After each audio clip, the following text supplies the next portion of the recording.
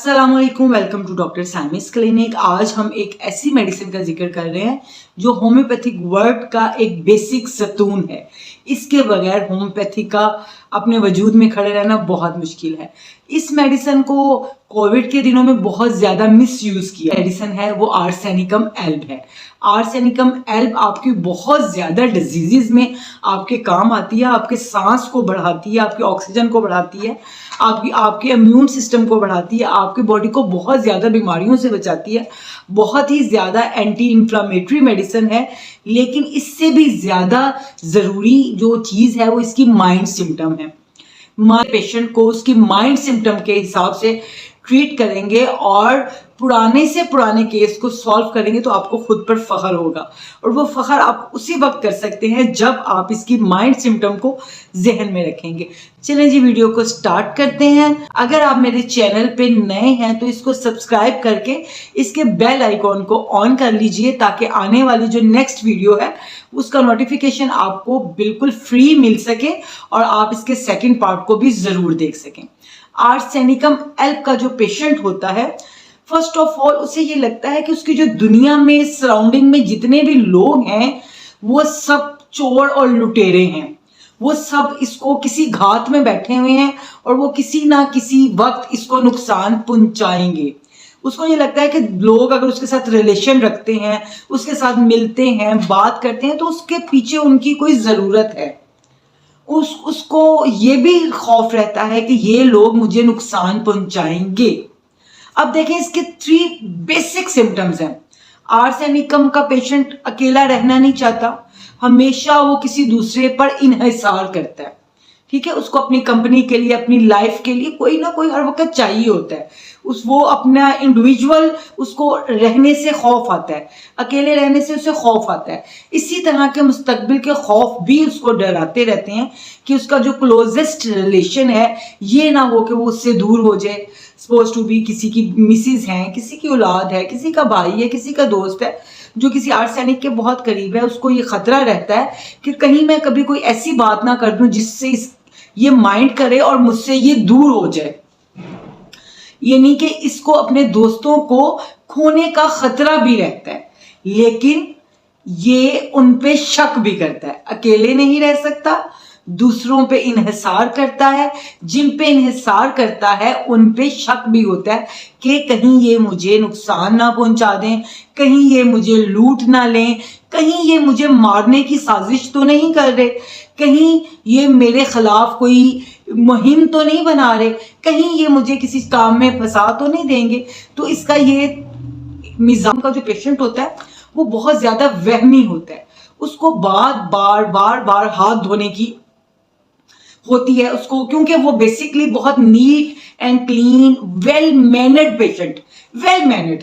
इसको अपनी सब चीजों को इतना तरतीब में रखने की आदत होती है कि उसकी एक भी चीज की तरतीब खराब होती है तो उसको दिमागी बेचैनी रहती है। सिम्टम में आर्सेनिकम नजर आया, फिर उसके बाद आर्सेनिकम का पेशेंट जो होता है उसमें बेचैनी होती है इस तरह की कि वो एक जगह पे टिक के नहीं बैठ सकता। उसको ना अंदर से कोई चीज तंग कर रही होती है। वो खामखा एक पोर्शन से दूसरे पोर्शन में, एक कमरे से दूसरे कमरे में, छत पे चला गया, नीचे आ गया, हर जगह गौर से देख रहा है कहीं पर कोई चीज ऐसी तो नहीं जो गलत पड़ी हुई है, शीशे तो नहीं गंदे हैं कहीं के। और अगर उसने एक शीशे उसने साफ कर लिए तो उसको दिल में इत्मीनान रहता है। और अगर फर्ज कर लीजिए किसी जगह पे कोई गंद उसने देख लिया और अपनी बॉडी में एनर्जी ना होने की वजह से वो उस काम को नहीं कर पाया तो उसकी बेचैनी उसको इस कदर परेशान करती है कि वो अपने बिस्तर में सुकून से बैठे हुए भी बेचैन रहता है कि फलां जगह पे फलां काम करने वाला है, फलां चीज खराब हुई हुई है, वो ठीक करने वाली है, वो ठीक नहीं हुई। उसका उसके दिमाग पे प्रेशर रहता है कि उसको मैं कौन सा वक्त हो तो उसको मैं साफ कर दूं, उसको मैं ठीक कर दूं। अब आर्सेनिकम के पेशेंट को बंद कमरों में रहने से बहुत घबराहट होती है। उसको ये लगता है कि बंद कमरे में मैं बंद कमरे के अंदर हूं, मेरा लॉक लग जाएगा, मैं अंदर कैद हो जाऊंगा, मुझे सांस आना बंद हो जाएगा और अभी मुझे यहाँ पर कुछ हो जाएगा, मैं मर जाऊंगा। मेरे बाहर रिश्तेदारों को कैसे पता चलेगा कि मैं अंदर मर गया हूं। तो इस तरह का खौफ भी, जैसे ही दरवाजे बंद होते हैं तो वो दरवाजों को गौर से देखता है कि कहीं ये लॉक तो नहीं हो गया, और वो उस लॉक को चेक भी करता है कि ये आउट ऑफ ऑर्डर तो नहीं हो गया। सेम इसी तरह आर्सेनिकम का पेशेंट, रात को उसको बड़ा खतरात रहते हैं कि कहीं कोई चोर ना आ जाए, कहीं कोई बाहर का दरवाजा खुला तो नहीं रह गया, कोई मेरे घर में आने की कोशिश तो नहीं कर रहा। तो इस बेचैनी को खत्म करने के लिए वो रात में बार बार लॉक खोल के देखता है कि बाहर का या अंदर का जो डोर है वो लॉक है, वो कहीं खुला तो नहीं रह गया, जिसकी वजह से मैं और मेरी फैमिली किसी खतरे का शिकार ना हो जाए।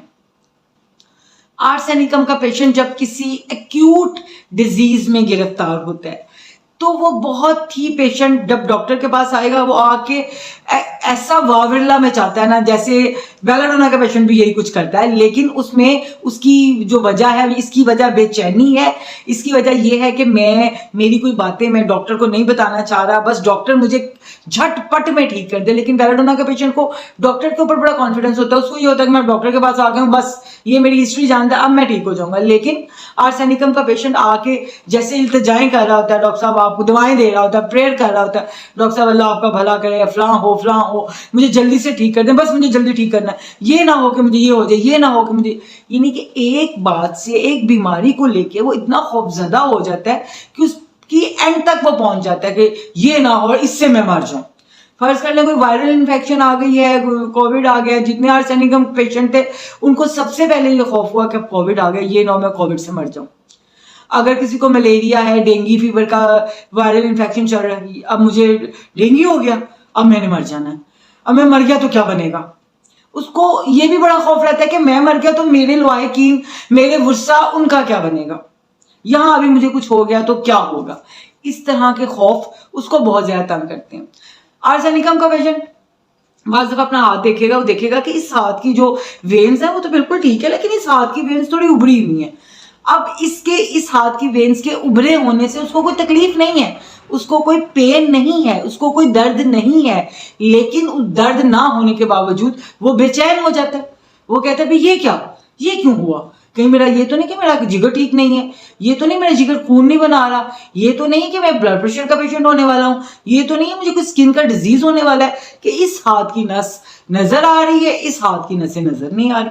यानी कि इस तरह की सिम्टम्स जिसका उसको कोई नुकसान नहीं हो रहा, उस पर भी वो सोचता है बहुत गहरा, और बहुत बेचैनी होती है, वो हाइड्रोकॉन्ड्रिया टाइप बेचैनी और तशवीश रहती है उसको। इसके लिए वो अपनी लाइफ को तो मैनेज रखता है, लेकिन अपने सेहत ना खराब होने के खतरे के लिए अपने आप को बहुत ज्यादा मैनेज रखता है।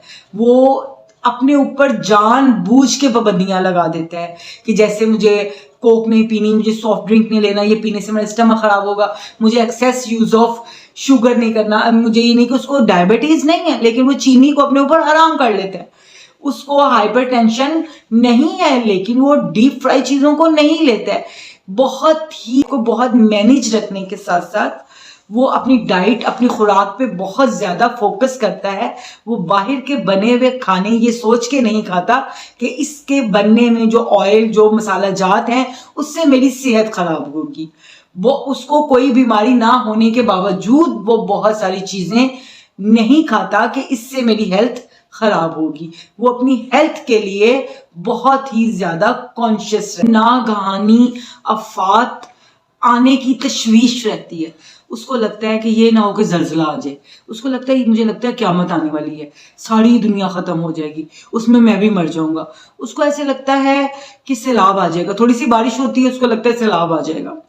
बहुत गर्मी आती है बहुत ज्यादा तो उसको लगता है कि ऑक्सीजन खत्म हो रही है, इतनी गर्मी है, इतनी सुफोकेशन है, इस सुफोकेशन में मैं, जो आर्सेनिकम के पेशेंट को एंजाइटी और पैनिक अटैक्स होते रहते हैं, वो किसी का हाल पूछने गया तो वो उतनी ही देर में पैनिक हो जाता है कि ये सब बीमारी मुझे होने वाली है।